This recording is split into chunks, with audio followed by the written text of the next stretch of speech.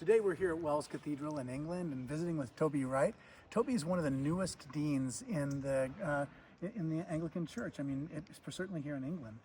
Maybe you can tell us a little bit about just what the difference is between cathedral ministry and other forms of ministry. Like, what's happening in cathedral churches in England these days? So I think it's a really interesting time for us in cathedrals.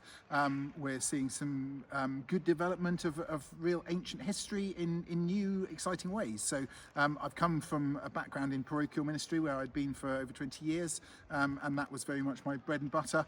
The one job I was sure I was never going to do was being a dean of a cathedral, because I knew so many places where it had been unhappy with teams, and I thought, oh, and this job came up and I was asked to look at it and found myself thinking, oh, that looks really interesting and really great, love to do that. I thought they weren't appoint me, but they did. And I think what I'm seeing is that there's a real thirst for spirituality within people, and we're seeing that with the presence of Gen Z coming in and younger people wanting to come into churches. There's perhaps a soft entry in cathedral ministry, which if you go to a parish church you might get kind of more noticed, whereas you can hide more easily and you're less likely to be pounced upon on the first week for joining the bell ringers or the coffee makers or the servers. So it perhaps gives people a little bit more space in that way, but also you have the extraordinary gift of music which our cathedrals bring, and that extraordinary tradition here in Wales that goes back to the year 909, which is when we began our choir, and we still have that as a daily thing. Yeah, I love what you said when you were talking about just it being a team ministry. That's one of the things that I just didn't realize so much, but in order to manage anything that's this big, that's this complicated, you just have to work with a team. And I think that's one of the things that sets us apart for sure in terms of how we do ministry. I know that there's, a huge part of your ministry is just there's a massive school that you're associated with. And I wonder if you can talk a little bit about just, what is the spiritual life like for young people growing up today? I mean, my children didn't even have cell phones when they were growing up. And I know there's so many more challenges. In the United States, there's a lot of concern about mental health, that kind of thing. But maybe you can talk about what it's like to be a young person in the UK today. I think my first point would be that it's a really tough time.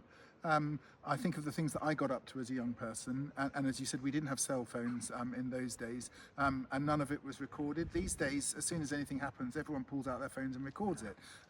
There are some things as I was growing up as a child, I'm very glad there aren't videos of those things going around, and I think that's a really tough thing for them to lose some of that innocence which we had.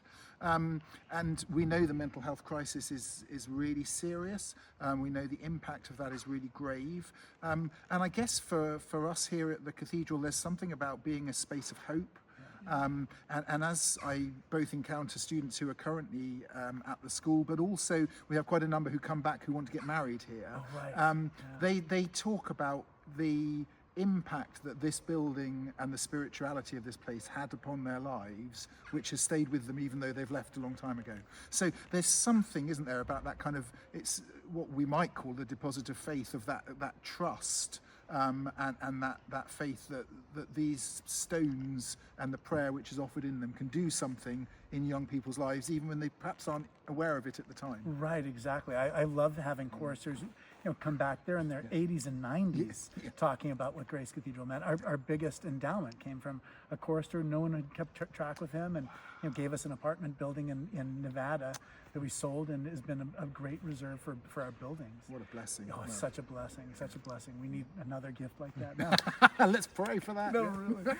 But I wonder if you can also talk just about music. I mean, the music is such a central part of your life here, and I wonder if you can talk a little bit about what the boys are learning in terms of their choir tradition here. Absolutely. Let me correct you. It's not just boys and girls, that's as good. it is for you. Yeah.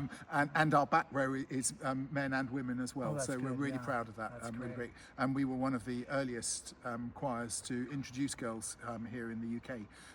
I think music and Wells go together. The tradition of music here is absolutely central, and that remains very much a focus for us. Part of that is the Cathedral School you've spoken about. We have a specialist music school here, and that means it's one of 3 schools which get some help from the government at a national level, where outstanding students are able to come and to learn music, and that fits very well with the kind of the music tradition here for us. and the way in which we've had choristers for so long within it.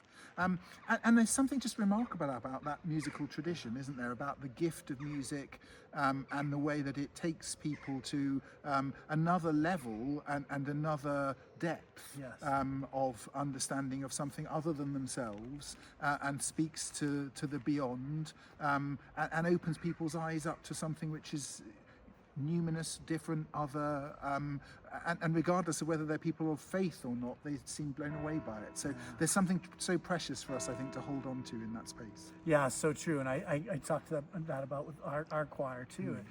People come here and they have terrible problems. They may have just lost their job, lost a loved one, gotten a health diagnosis. It's upsetting, and they come here and to hear that music and to be drawn into that transcendent space. It's like there's a hymn in America that talks about new dimensions in sound, and there is a way in which you experience a different dimension in a place like this. Absolutely, completely agree. So when you look at the Church of England these days, what signs of hope do you see as you look across the church? I mean, I think when we get caught up in the big picture and the problems, and we forget the local stories of blessing and hope which are there, and when we begin to trace those, we realize that God is still as active as ever, and we see amazing courage from people, amazing compassion from people, and amazing care of Christian communities growing and forming with each other. So we've recently had a number of baptisms here and seeing people come to faith, both as children but also as adults. What an amazing opportunity we have to change lives, and we see the story of the gospel still impacting people.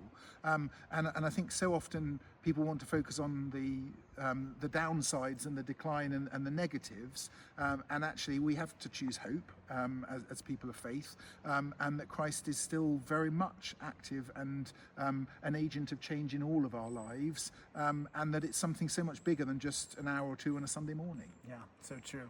So true. What a blessing has been. You've been so generous in your time with us, and I love to hear your ideas about what's going on. I'm here this is Toby Wright. He's the dean of the church here, the cathedral here in Wells. My name is Malcolm Clemens Young. I'm the dean of Grace Cathedral in San Francisco. Thanks for watching More Good News.